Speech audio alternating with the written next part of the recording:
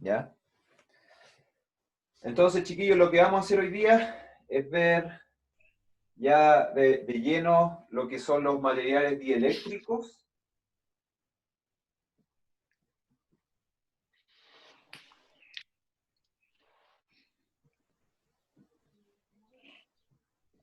Y para poder verlos bien, necesitábamos hacer ciertas definiciones, que fue lo que hicimos en la clase anterior. Entonces, lo que hicimos básicamente fue pensar en un pedacito pequeño de material, ¿ya? Porque acuérdense que todo esto viene de que la materia está hecha de moléculas, los medios materiales a los cuales uno tiene acceso todos los días, ¿cierto? Entonces, eh, en presencia de campos eléctricos, las moléculas que conforman estos materiales se pueden polarizar, es decir, puede ocurrir que las cargas positivas y negativas de estas moléculas se desplacen unas con respecto a otras, y por lo tanto tengamos configuraciones parecidas a lo que muestro aquí en este dibujo, donde cada uno de estos óvalos corresponde a una molécula, ¿ya?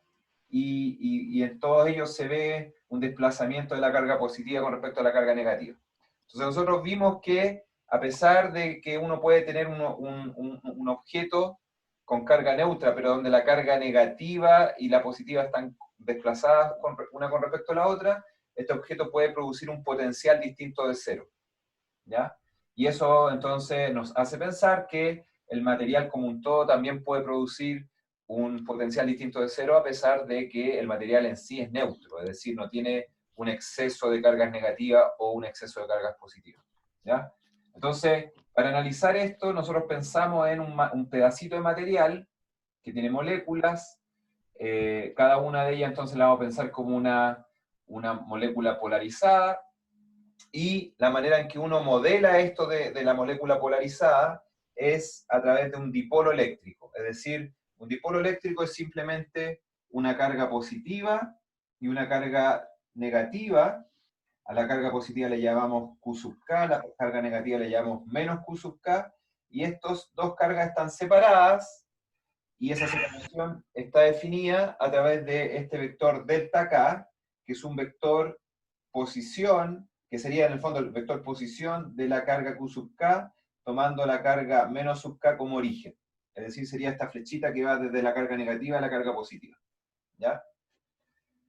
Entonces, a partir de eso, uno define lo que llamamos momento dipolar, que vendría siendo simplemente la multiplicación entre Q sub K y delta K, ¿ya? Esa es una definición nomás. Entonces, lo que hicimos al final de la clase anterior es decir, bueno, supongamos cuál vendría siendo no el momento dipolar de una sola molécula, sino que el momento dipolar de todo el pedacito de material, ¿ya? Y ahí fue que nosotros definimos este DDP, que vendría siendo la sumatoria de los momentos dipolares de todas las moléculas que conforman el pedacito material, ¿ya?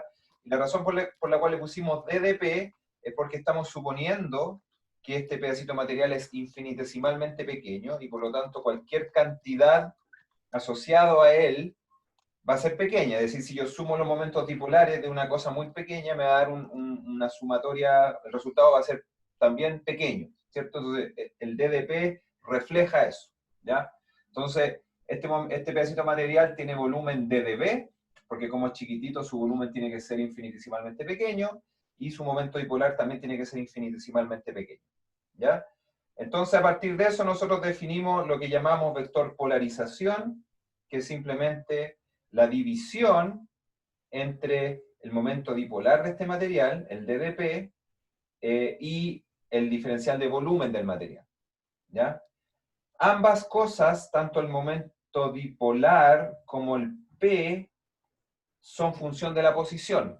Es decir, lo que estamos suponiendo ahí es que en distintos pedacitos de material, puestos en distintas partes del material, este vector DDP puede ir cambiando, ¿ya?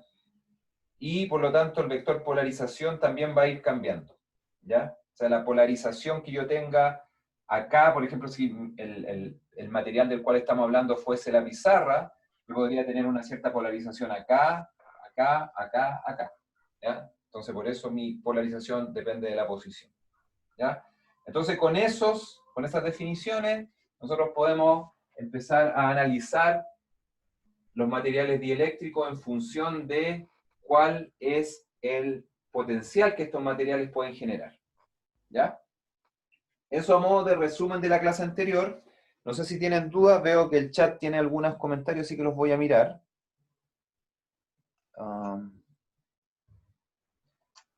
P en mi caso, P en mi caso. Solo he escrito eso, sí, pero en la clase pasada, ok, gracias a ustedes tenían marcado de P o P para esa sumatoria. Ah, P en mi caso. Claro, lo que pasa es que si uno habla de el momento dipolar de un pedazo de material macroscópico, vendría siendo el momento dipolar de ese pedazo de material, uno lo llama P, ¿ya? Pero ahora estamos hablando de un pedazo pequeño de material de volumen D de P, es decir, un pedacito infinitesimalmente pequeño de material. Entonces, para denotar eso, para reflejar eso en la notación, al P le estamos llamando D de P, ¿ya? Entonces, yo al volumen de esto le podría haber puesto volumen nomás, ¿ya? Pero le llamo D de volumen simplemente para reflejar que estamos hablando de un volumen pequeño. Del mismo modo, a esto yo le podría haber puesto P nomás, ¿ya? Pero como es un pedacito pequeño, le voy a poner D de P, ¿ya? Ya, chiquillos, entonces la idea es la siguiente. Nosotros estamos pensando primero en un material macroscópico, ¿ya? Y dentro del cual hay pedacitos microscópicos de material, que si uno los suma todos, termina obteniendo el material completo, ¿ya?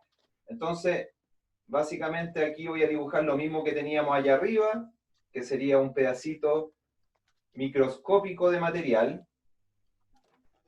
hecho de moléculas,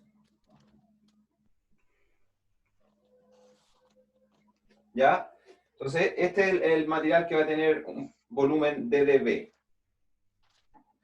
Entonces, lo primero que vamos a hacer es decir, ok, nosotros sabemos que el potencial eléctrico obedece al principio de superposición, es decir, si yo conozco el potencial eléctrico de cada una de estas moléculas, entonces el potencial eléctrico de todo este pedacito de material, infinitesimalmente pequeño, pero que todavía contiene muchas moléculas, ¿cierto? Es decir, a pesar de que esto es chico, igual vamos a pensar de que dentro de este volumen igual hay varias moléculas, ¿ya? Entonces, el potencial que va a generar este pedacito va a ser la sumatoria de los potenciales de todas las moléculas que tenemos ahí, ¿ya? Entonces, nosotros sabemos cuánto vale, nosotros ya hicimos el cálculo de cuánto vale el potencial de un dipolo cuando teníamos una carga Q, que era positiva, y una carga negativa, ¿cierto? Que era menos Q, y que está separado por una distancia delta, ¿cierto? Eso nosotros lo calculamos poniéndonos en un punto que llamamos origen, que estaba muy cerquita de las cargas, y medíamos el potencial a una distancia mucho mayor que lo que separa este punto de cada una de las cargas, ¿cierto? Es decir, este vector y este vector es mucho más chico que este de acá, y este de acá nosotros le llamábamos delta mayúscula. ¿Se acuerdan? Entonces aquí estábamos en el punto donde a nosotros nos interesaba medir el potencial. Y nosotros habíamos llegado al resultado que el potencial en este punto estaba dado, digamos, el potencial en el punto,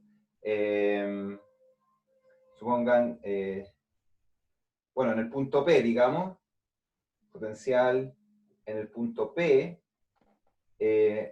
habíamos dicho que era Q sobre 4pi epsilon 0 por delta, punto delta mayúscula dividido en el módulo de delta mayúscula al cubo, ¿cierto? Eso fue lo que nosotros obtuvimos en la clase pasada, ¿ya? Entonces, como este pedacito de material está hecho de muchas de estas moléculas, entonces vamos a tomarnos del hecho que este pedacito de material es chico. Entonces, por ejemplo, si a mí me interesa medir el potencial que este pedazo de material genera en este punto de acá, es decir, mi punto P ahora va a ser este, entonces yo puedo tomar mi origen aquí, y aquí entonces voy a tener mi vector delta, ¿ya? Y el vector delta va a cumplir, por el hecho de que esto es chiquitito, va a cumplir con el requerimiento que yo utilicé para hacer este cálculo, el cual era que delta fuese mucho mayor que la distancia entre este punto y las cargas que genera cada uno de los dipolos. Por ejemplo, esta distancia y esta distancia es mucho más chica que delta, ¿cierto? Pero también, no sé, pues si me fijo en este dipolo de más allá, tendría que esta distancia y esta distancia también, ambas, son más chicas que esta distancia delta. Entonces, puedo ocupar el mismo origen para calcular el potencial producido por cada uno de estos dipolos cuando lo mido a una distancia mucho más grande que estas distancias que estoy dibujando acá. ¿Ya? Entonces, ¿qué quiere decir eso? Que puedo ocupar el mismo delta para, si hago la sumatoria de los potenciales de todas las moléculas, puedo para cada una de ellas utilizar el mismo delta. ¿Ya? Y eso implica entonces que si hablo de un pedazo de material,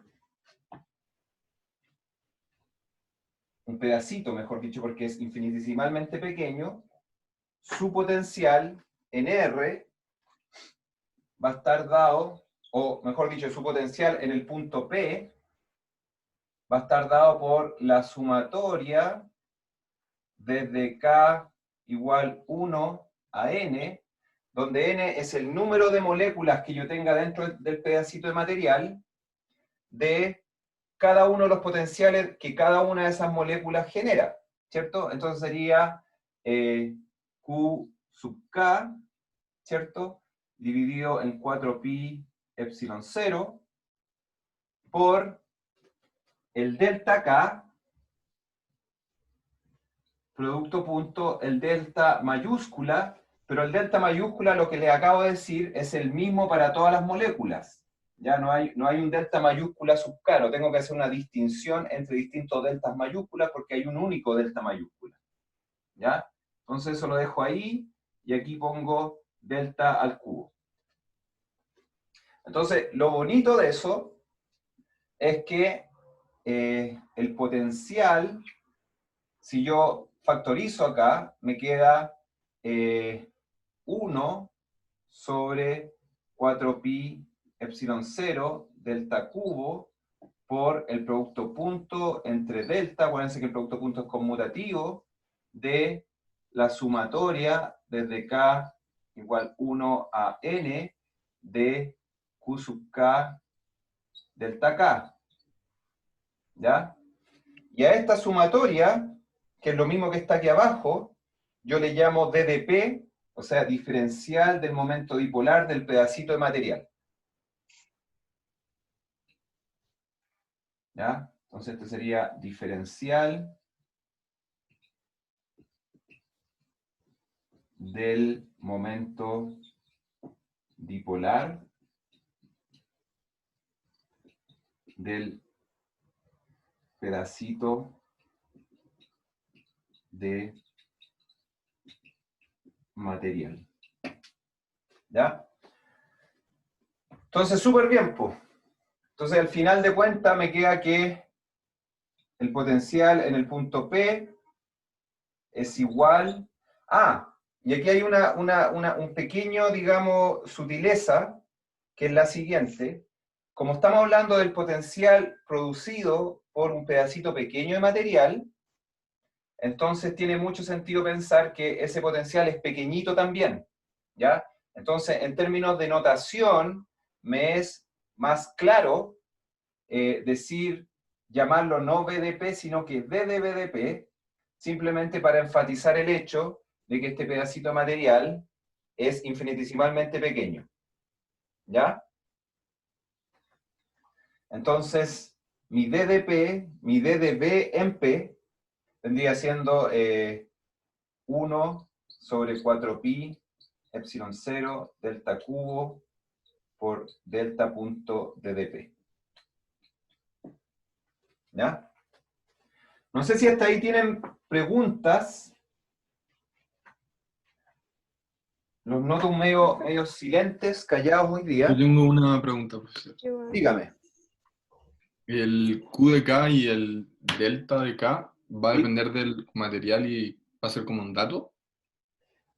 Eh, bueno, el Q de K y el delta de K, sí, depende del material, en el sentido de que cada molécula, acuérdate que cada molécula nosotros la vamos, a modelar como si fuese un dipolo. ¿A qué me refiero con la palabra modelar? Me refiero a que uno aproxima, porque una molécula es un ente físico, un sistema físico con un montón de complejidades que van mucho más allá de este curso, pero uno, para efectos del curso, uno se preocupa solamente del hecho de que las cargas eléctricas dentro de esa molécula ya no van a estar una sobre otra, es decir, las cargas negativas y las cargas positivas no están ocupando el mismo espacio, sino que están desplazadas unas con respecto a la otra, ¿ya? Entonces, uno hace el modelamiento de ese aspecto de la molécula a través de lo que uno define como un dipolo eléctrico. Y un dipolo eléctrico es simplemente una carga positiva y una carga negativa separadas por una cierta distancia que llamamos delta. ¿Ya? Entonces la carga positiva tiene carga Q, o tiene valor Q, y la carga negativa tiene valor menos Q. ¿Ya? Entonces, cada molécula va a estar caracterizada por un valor de Q y por un valor de delta. ¿Por qué no digo que además está caracterizada por un valor de menos, por el valor de menos Q? Porque menos Q no me da información adicional a la que ya me dio Q. ¿Ya? Ya, en el fondo, si esto vale, no sé, un coulomb, por decir algo, esto tiene que valer menos un coulomb. ¿Ya? Entonces, lo que caracteriza realmente a este dipolo es el valor de Q y el valor de delta. Y además de delta como vector, porque en el fondo uno puede pensar en la distancia entre estas dos cargas como delta, pero mejor, más completa la información me queda si pienso en el vector que une la carga negativa con la carga positiva, porque eso además me entrega información respecto de la dirección. Es decir, si el delta va para allá, quiere decir que la carga positiva está aquí y la carga negativa está acá, pero también podría darse que la carga positiva está acá y la carga negativa está acá, y en ese caso el delta estaría para arriba. ¿Ya? Podrían estar a la misma distancia, pero no sería el mismo momento dipolar, digamos. ¿Ya? Entonces, toda la información de mi dipolo, que es esta, digamos, abstracción de la molécula, que está tomando simplemente en cuenta el hecho de que las cargas de la molécula están separadas, toda la información de ese dipolo está metida en el Q y en el delta. Entonces, yendo atrás en tu pregunta, tú me dices, bueno, eso depende del material. Claro, porque el material va a estar hecho de un cierto tipo de molécula, ¿ya? La cual, en presencia de un campo eléctrico dado, van a tender a polarizarse en un cierto grado, ¿ya? Es decir, si yo estoy hablando de plástico, de una baquelita o de una madera o de un vidrio, el grado de polarización, es decir, cuánto se van a separar las cargas dentro de las moléculas de cada uno de esos materiales, va a depender del material, ¿cierto? Entonces, en ese sentido, mi Q y mi delta depende del material, ¿ya? Ahora, eh, depende del material y también va a depender del campo eléctrico que yo le aplique, ¿cierto? O sea, yo podría tener vidrio y el vidrio en sí no va a estar polarizado. ¿Ya? Las moléculas van a tender a ser simétricas en su distribución de carga positiva y de carga negativa. ¿Ya? Pero si yo le aplico un campo eléctrico, esas cargas negativas se van a tender a separar de las cargas positivas, y entonces las moléculas del vidrio eh, van a tender a producir dipolos eléctricos. ¿Ya? Entonces, claro, va a depender tanto del material como de las condiciones en las cuales ese material se encuentre. En particular, de cuánto valga el campo eléctrico que yo le estoy aplicando a ese material. ¿Ya?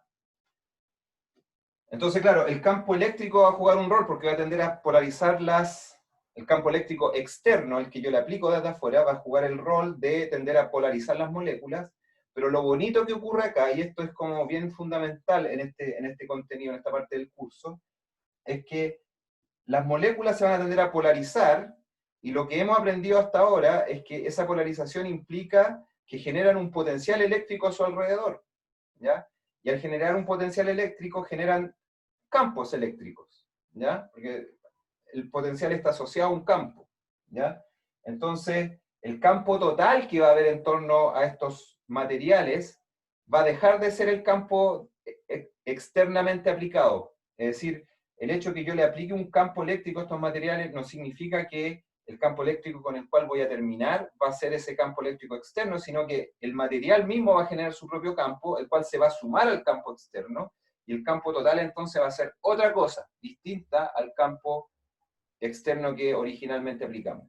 ¿Ya? Entonces, parte esencial de lo que vamos a ver va a ser justamente poder encontrar ese campo total, ese campo final, que va a ser un producto del campo externo, pero no va a ser el campo externo, va a estar modificado, porque el material se polarizó. ¿Ya? Así que no sé si con eso dejo un poco más claro tu pregunta. Sí, perfecto. Muchas gracias, profesor. Ya. ¿Alguna otra consulta, chiquillos? Profesor, ¿podría darnos algún ejemplo un poco más práctico de cómo aplicar esta materia? Sí, lo que yo entiendo, chiquillos, que hasta aquí pueden estar encontrándola medio árida, pero yo necesito avanzar un poco más en los conceptos, aunque sean abstractos, ¿ya? Para poder llegar a las aplicaciones, ¿ya? Es decir, vamos a llegar, espero ya en la ayudantía, en la clase auxiliar del próximo martes, a aplicar esto a materiales y decir, mira, el material tiene ciertas propiedades, le aplicamos un campo eléctrico, calcúleme la polarización, calcúleme el campo eléctrico final que me va a terminar apareciendo ahí. Todas esas cosas son aplicaciones en las cuales yo espero que a ustedes todo esto les haga clic, ¿ya? Pero lamentablemente creo que se me desordenaría mucho la clase si yo empezara a tratar de adelantarme a eso, ¿ya? Porque les van a quedar como muchos cabos sueltos, ¿ya? Entonces déjenme por lo menos terminar con todas estas definiciones y entiendo que también son abstracciones, porque estoy como definiendo cosas y a veces cuesta retener esas definiciones si es que uno no ve aplicaciones. Pero les voy a pedir que hagamos un esfuerzo en ese sentido y que luego, cuando veamos las aplicaciones, que espero que sea ya en la próxima clase, ustedes ya esta cosa le haga clic, ¿ya? Lamentablemente el orden tiene que ser un poco así, uno tiene que elegir un orden y, claro, si partiéramos al tiro con la aplicación, nos quedaríamos medio cortos porque nos faltan definiciones, entonces prefiero partir con las definiciones y después pasar a la aplicación, ¿ya? No sé si Profe, sí, díganme. es que yo me perdí al principio cuando empecé a explicar el potencial. ¿Este o el de allá? Sí, el S. Ya. Sí.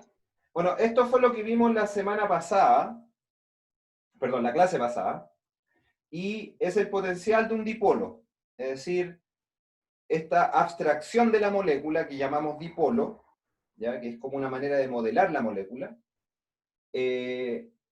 primero tiene una característica que es neutro, es decir, tiene la misma cantidad de cargas positivas que de cargas negativas.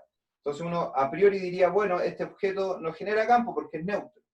Pero ese no es el fin de la historia, porque si bien es neutro, las cargas están separadas, hay una distancia entre ellas.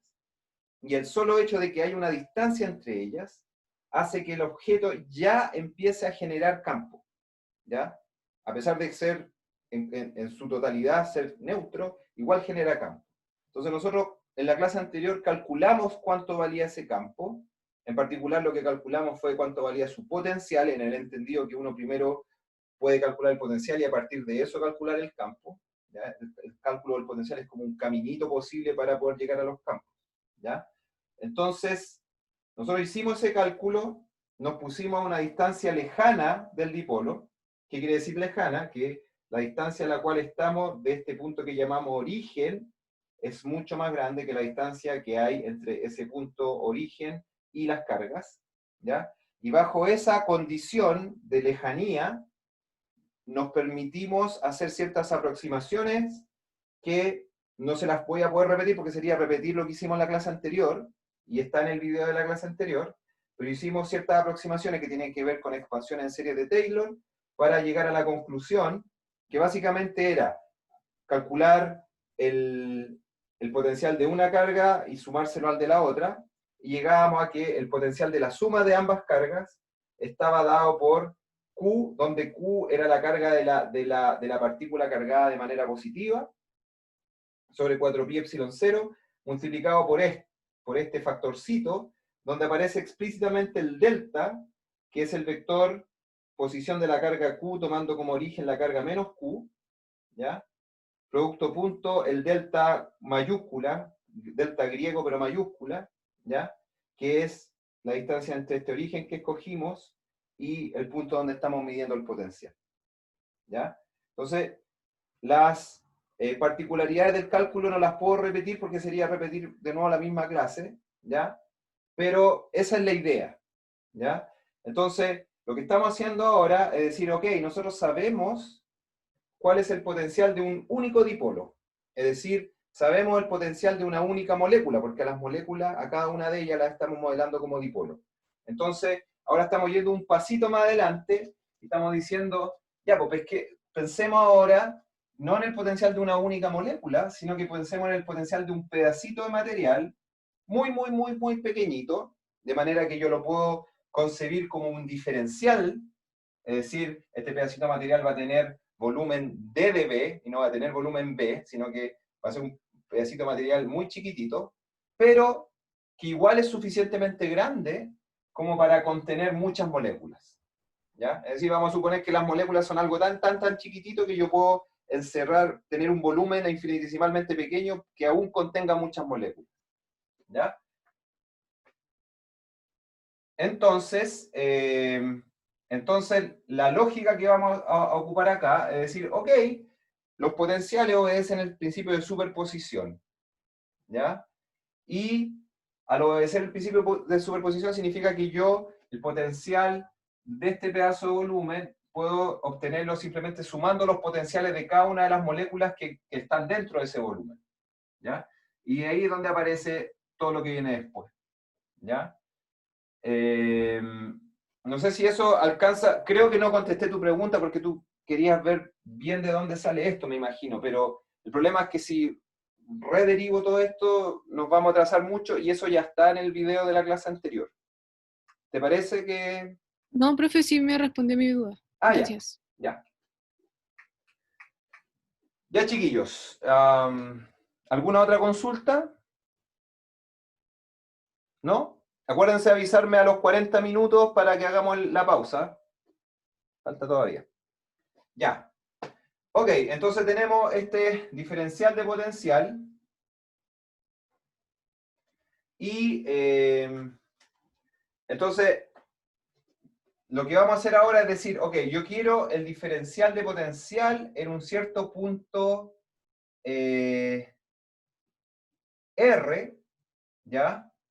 Producido por un pedacito de material que se encuentra en un cierto punto R', ¿ya? Entonces, esta cosa yo la puedo poner más explícitamente como D de B en R, es decir, voy a dejar de referirme a este diferencial de potencial como un potencial en P, sino que ahora lo voy a pensar como un pedacito, un diferencial de potencial que depende de la posición, ¿ya? Es decir, estoy haciendo simplemente un cambio de notación acá, y acá entonces pongo 1 sobre 4pi epsilon 0 por delta, donde delta es la diferencia entre la posición del pedacito material y el punto P, ¿cierto? Y si el punto P dijimos que está en una posición R, y el pedacito de material está en una posición R', entonces delta es simplemente R menos R', ¿ya? Entonces lo que tenemos que poner acá es R menos R' en reemplazo de delta, multiplicado por el diferencial de momento dipolar, o producto punto, mejor dicho, el diferencial de momento dipolar, el cual depende de R', ¿ya? Y abajo ponemos el delta al cubo, donde delta es R menos R', entonces nos queda módulo de R menos R' al cubo. ¿Ya? Y la gracia de haber hecho eso es que ya tenemos una expresión para el diferencial de potencial eléctrico producido por un pedacito de volumen, el cual tiene un momento dipolar dp, ¿ya? Y eso es súper útil porque quiere decir que si yo ahora quiero obtener el potencial del volumen completo, es decir, ya no pensar solamente en este pedazo de volumen, sino que pensar en todo el pedazo de material, entonces lo único que me queda por hacer es integrar el ddB, ¿ya? Es decir, yo integro el ddB y obtengo todo el potencial que voy a lograr o que voy a tener, digamos, en el punto R. ¿Ya? Entonces, eso quiere decir que mi potencial en R va a ser igual a 1 sobre 4pi epsilon 0 por la integral de R menos R' punto ddp en R' dividido en módulo de R menos R' al cubo. Y acá podemos ir incluso un pasito más allá en términos de lo que sabemos nosotros respecto a este tipo de integrales, en el sentido de que yo podría transformar esta integral en una integral de volumen. Me convendría, de alguna manera, hacerlo. ¿Por qué? Porque este ddp es el momento dipolar de cada pedacito de material, entonces yo tendría que, de alguna manera, arreglármelas para definir cuánto vale cada uno de los momentos dipolar de estos pedacitos de volumen pequeñito que conforman todo mi objeto. Entonces, me puede resultar en algunos casos más cómodo transformar esta integral en una integral sobre el volumen del material, simplemente porque nosotros estamos acostumbrados a realizar integrales de volumen, digamos. O sea, es más bien un asunto práctico el hecho de que, como nosotros sabemos hacer integrales de volumen para distintos objetos, nos podría resultar cómodo transformar esta integral en una integral de volumen. Y la manera de hacer eso es utilizando justamente nuestra definición del vector polarización del material, en el sentido de que nosotros sabemos que el vector polarización en un punto R' va a estar dado por el d de P en ese punto R' dividido por el diferencial de volumen, lo cual significa que mi d de P en R' es igual al vector polarización, este lo voy a hacer que se note más que es mayúscula, en R' por ddB. Y con eso, entonces, mi expresión para el potencial en R queda 1 sobre 4pi epsilon 0 por la integral de volumen, que como el volumen, a ver, como el vector posición de cada pedacito de material nosotros le llamamos R', entonces simplemente para que la notación sea más clara, el diferencial de volumen le vamos a llamar diferencial de volumen prima, simplemente para denotar el hecho que estamos hablando del volumen del material, ¿ya? Es un tema de notación nomás, uno le llama como quiere, digamos, a este volumen. Entonces, pongámosle volumen prima porque nos estamos refiriendo al volumen del material, ¿ya? Y con eso entonces nos queda integral de ddB, de P en R', punto R menos R', dividido en módulo de R menos R' al cubo. ¿Ya? Y eso entonces es la expresión para el potencial en R que vamos a estar usando de aquí en adelante con mayor, digamos, con mayor frecuencia, pero lo bonito de esta expresión es ver lo siguiente. Primero, que si yo tengo un material donde cada pedacito de material tiene un momento dipolar eléctrico distinto de cero, lo cual yo les explicaba en la clase anterior, tiene que ver con el hecho de que las moléculas están polarizadas, pero además están ordenadas a lo largo de una cierta dirección, es decir, estos óvalos que yo estoy dibujando acá no están aleatoriamente orientados, sino que tienden a orientarse a lo largo de una cierta dirección. Por ejemplo, en el caso de este dibujo, los óvalos tienden a estar orientados en esta dirección, y eso implica que, que al sumar los momentos dipolares de cada una de las moléculas, me va a dar un número distinto de cero. Distinto sería que estos óvalos estuviesen orientados en direcciones aleatorias, y en ese caso la sumatoria que define mi momento dipolar del material me daría cero, me tendería a dar cero. Entonces, si el material está polarizado en el sentido de que los momentos dipolares de las moléculas tienden a orientarse a lo largo de una cierta dirección, entonces voy a tener que el DdP es distinto de cero, y el DdP dividido por el volumen de ese material me va a dar un P distinto de cero. ¿Ya? Entonces, si tengo un P distinto de cero, esta integral que tengo acá me va a dar en general distinta de cero, y por lo tanto voy a tener un potencial en R. Acuérdense que R es un punto externo al material. Voy a tener un potencial en R que es diferente de cero, lo cual es un resultado bastante poderoso en lo conceptual, en el sentido de que siempre hemos estado operando bajo el supuesto de que el material es neutro, es decir, no tiene una carga neta, ¿ya? Es más, no tiene tampoco cargas libres.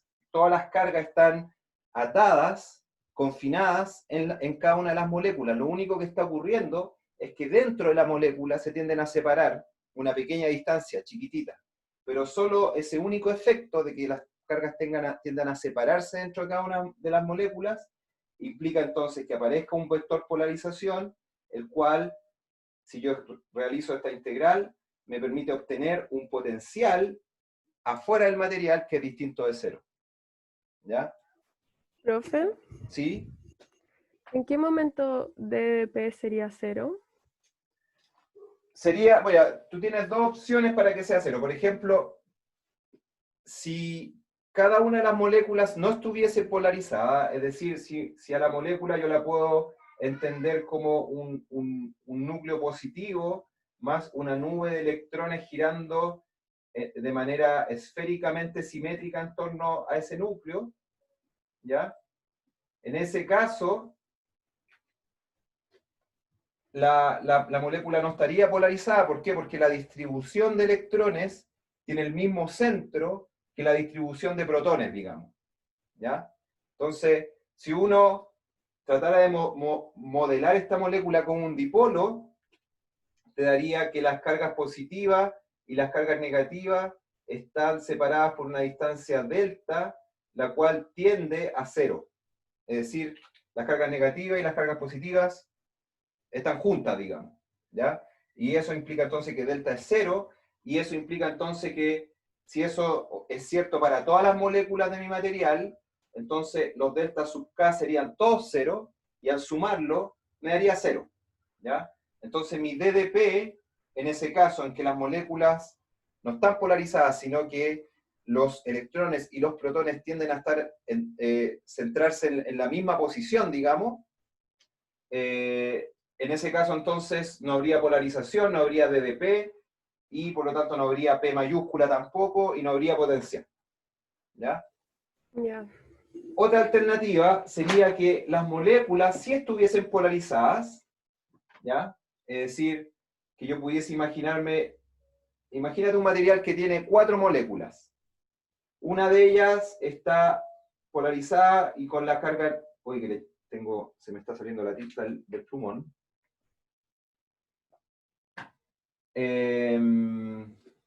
Voy a cambiar por un segundo de lápiz porque el plumón parece que le eché mucha tinta. Ya, entonces imaginémonos una molécula que tiene carga positiva acá, carga negativa acá, y supongamos que el pedacito material está hecho de 4 moléculas nomás, ¿ya? Entonces además tenemos otra que es así, con carga positiva acá, y con carga negativa acá. Después tenemos otra que tiene carga negativa acá y carga positiva acá, y después tenemos otra que tiene carga positiva acá y carga negativa acá, ¿ya? Aparte del cambio en la orientación, son todas las moléculas iguales, es decir, la carga aquí es Q, y acá es menos Q, y acá lo mismo. En todas ellas, la parte positiva tiene carga Q y la parte negativa tiene carga menos Q. Entonces lo que está cambiando es mi delta. Aquí tengo un delta que va para allá, aquí tengo un delta que va para acá. Acuérdense que el delta apunta desde la carga negativa a la carga positiva, pero como no son iguales estos delta, entonces aquí le llamo delta 1, delta 2, aquí tendría un delta 3, y aquí tendría un delta 4.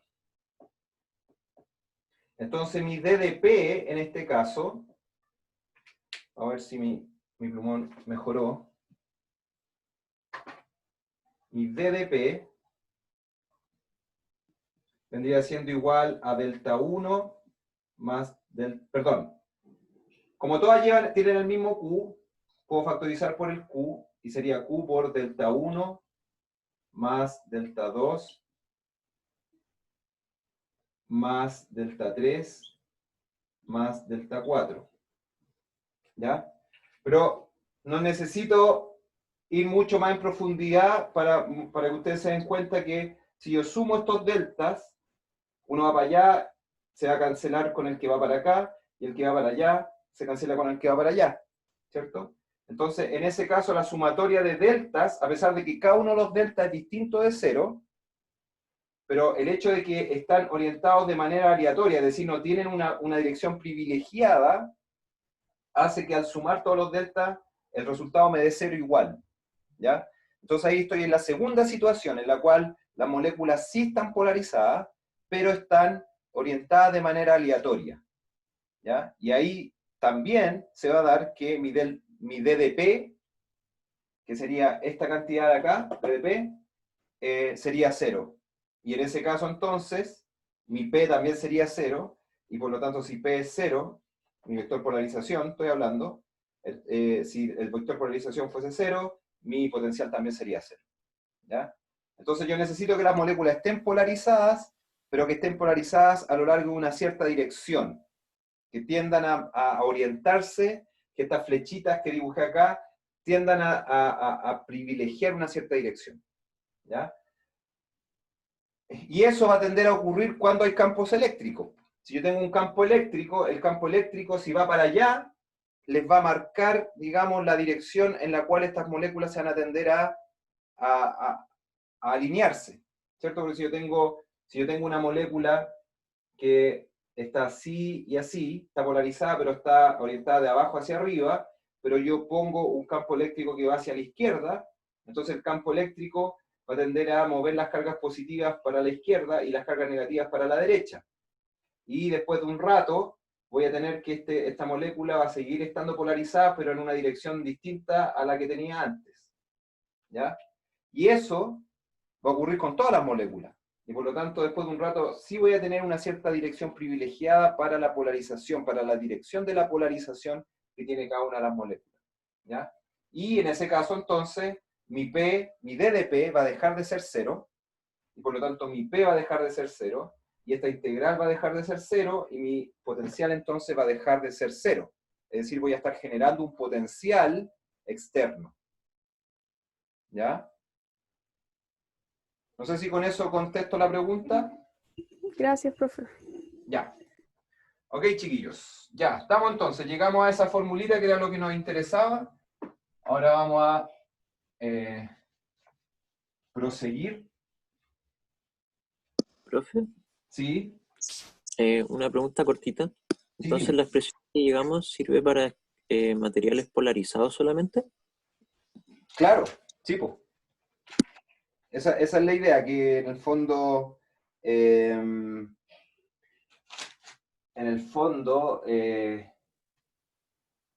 Claro, eso es lo que estamos describiendo en el fondo. Estamos diciendo qué pasa si el material está polarizado.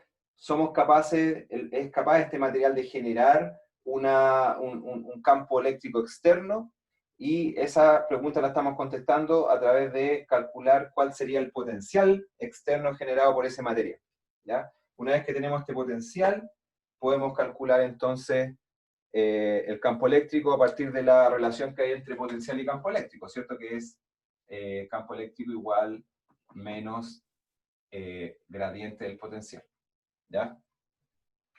Así que esa es la idea, pero este potencial es el potencial generado por el material. Entonces, como les decía, típicamente los materiales se van a polarizar debido a la presencia de un campo eléctrico. Entonces, el campo eléctrico total que va a existir en el espacio va a ser la superposición del campo eléctrico externo que pusimos, ¿cierto? Y del campo eléctrico que, debido a que pusimos ese campo eléctrico externo, se generó internamente en el material a través de la polarización. Entonces van a estar esos dos efectos compitiendo, ¿ya? Pero eso lo vamos a ver más en detalle ahora. Ahora simplemente estamos suponiendo que esto está polarizado nomás, ¿ya? Independiente de cuál sea la causa que produce esa polarización. Ya, chiquillos, entonces me parece que es buen momento para hacer el break de 7 minutos, y luego vamos a seguir con un tema bien relacionado con esto que nos va a permitir un poco visualizar mejor qué es lo que está pasando acá, ¿ya? Que el hecho de que debido a la polarización aparecen densidades de carga en el material, ¿ya? Eso lo vamos a ver en un ratito más, así que tomémonos los 7 minutos, cualquier pregunta extra que tengan me la hacen a la vuelta. Voy a cortar la grabación para no grabar en vano.